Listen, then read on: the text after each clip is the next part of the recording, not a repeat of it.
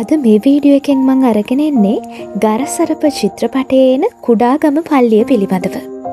1970 දශකයේ ලංකාව පුරා රඹුක්කනට නුදුරු පොල්ගහවෙල දොඹීමට ප්‍රකට වෙන්නේ මේ කුඩාගම පල්ලිය නිසා.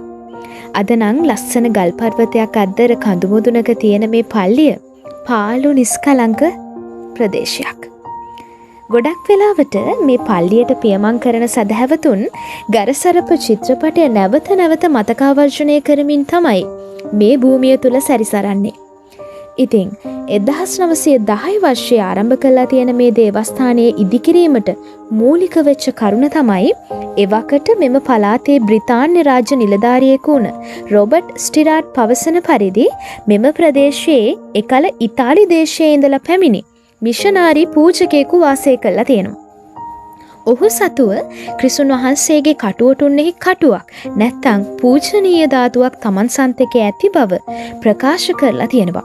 මෙම පූජනීය ධාතුව වන්දනාමාන කිරීමට සුදුසු ස්ථානයක් අවශ්‍ය වන නිසා කුඩාගම දේවස්ථානය පිහිටි ස්ථානයේ 1910 වර්ෂයේදී කුඩා දේවස්ථානයක් නිර්මාණය කළා තියෙනවා. 1930 පමණ වන විට මෙම දේවස්ථානය සංස්කරණ කටයුතුත් සමග පුළුල් කිරීමේ කටයුතු ක්‍රමක්‍රමයෙන් වර්ධනය වෙලා තියෙනවා.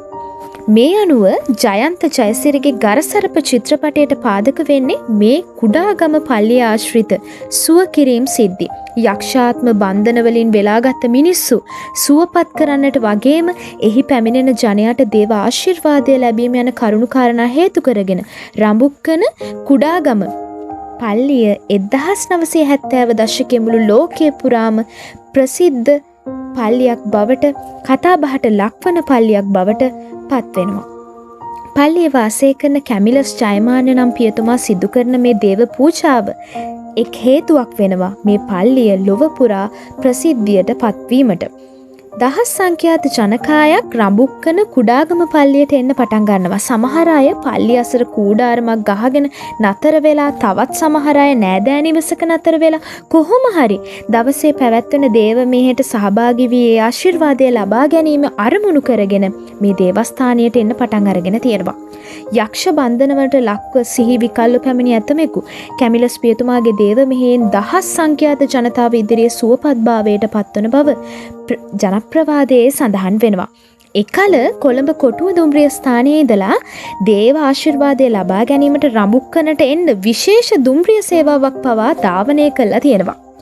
අදත් මේ වර්තමානය වන විටත් බොහෝ බැතිමතුන් සංඛ්‍යාවක් යක්ෂ භූත ආත්ම වලින් සුවය ලබා ගැනීමේ හා මිදීමේ විශ්වාසයෙන් යුතුව මෙම දේවස්ථානයට පැමිණෙන බව ප්‍රදේශවාසීන් විසින් පවසනවා. ඉතින් ඔයත් කුඩාගම පල්ලිය ගැන දන්න දේවල් ගොඩක් තියෙන්න පුළුවන්.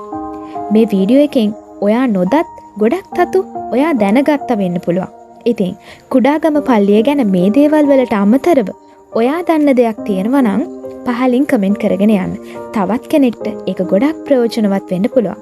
එහෙනම් තවත් ලස්සන වීඩියෝ එකකින් තවත් පල්ලියක තතු ඔබට ගෙනීමේ බලාපොරොත්තුවෙන් අදට මේ වීඩියෝ එකෙන් මම සමුගන්නවා. චියර්ස් බීටයි.